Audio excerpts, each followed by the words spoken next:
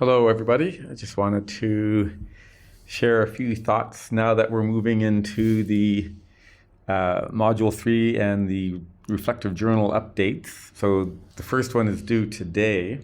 So I just wanted to talk a little bit about these.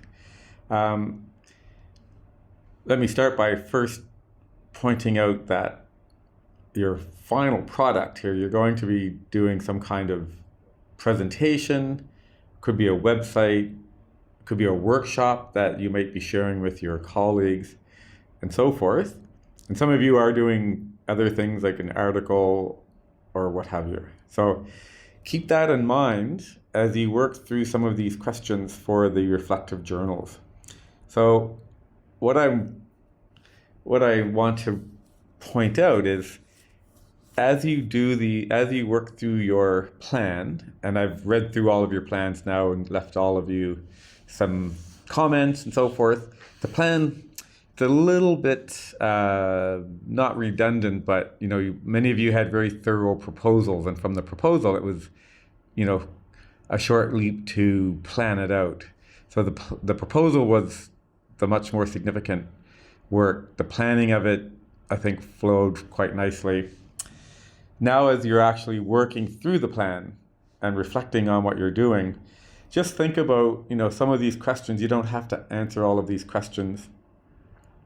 It just says right here, you do not need to respond to all of these questions. Sorry about that. And, oops. Let me just jump back here. I don't know why it keeps doing that. Okay, here we go. And so some of these questions, for example, do you need resources, implementation challenges? So some of these questions are really going to be directly related to your final product. So you can answer any of these questions if you feel that it's useful for you to do so to help you progress through your plan. But what I want you to just keep in mind is as you do work through these journal entries, for example, how are you going to share the learning in journal entry 2? How will your project impact your current colleagues, context of practice, and so forth? These are all elements mostly elements that you will be touching upon in the final product anyways.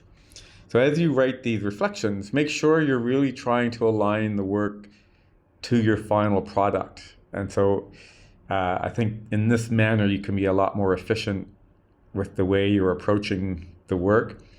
And it's also a very experiential approach. Some of you actually pointed this out about thinking about the metacognition of your students and trying to get them. One of you was talking about teaching science and then understanding how do people think when they think about science, and how do you become good at science. And it's not so much about your science knowledge as it is about your science process. And so this process of thinking, which you often call metacognition, is really critical here as well for you. So I just want you to keep all of that in mind. I think by reading your peers' posts, the words and the responses to your peers are very useful because they will read those. And sometimes it's very surprising to get feedback from someone else about your work, and they might take it in a direction that you'd never thought of. Or sometimes a simple comment from a peer giving a certain different perspective on your work is really quite revealing.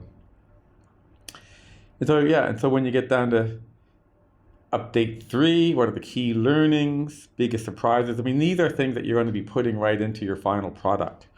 So really think about, and as you go through these journal entries, think about how are these entries going to contribute to your final product so that you can really be, very efficient from that sort of metacognitive approach. All right, so that's it for now. Thank you so much. I'm going to go and look at a few of those.